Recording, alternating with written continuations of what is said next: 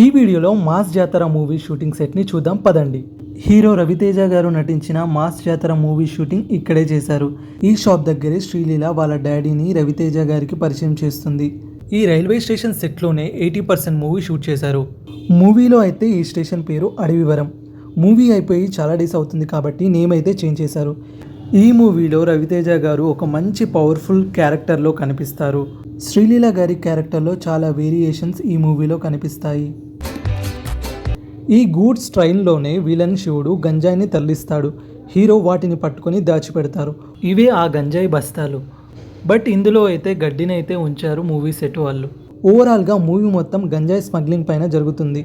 రవితేజ గారు ఈ మూవీలో రైల్వే డిపార్ట్మెంట్ పోలీస్గా మనకి కనిపిస్తారు. ఈ రూమ్లోనే రవితేజ గారు ఉంటారు. ఇక్కడ చూసారా, ఇదే టికెట్ కౌంటర్. ఇక్కడే అందరూ టికెట్ తీసుకొని రైలు ఎక్కుతారు. పైనుంచి ఈ స్టేషన్ని చూస్తే నిజమైన రైల్వే స్టేషన్లో ఉన్నామా అని అయితే అనిపిస్తుంది అందరికీ.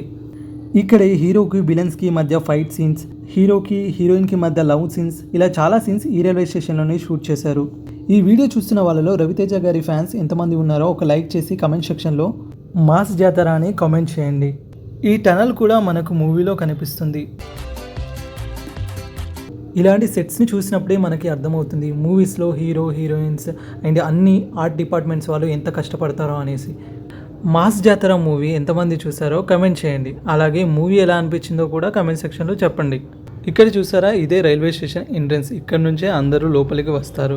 ఇదంతా పార్కింగ్ ఏరియా. నిజంగా రైల్వే స్టేషన్లో ఎలా ఉంటుందో అలాగే క్రియేట్ చేశారు.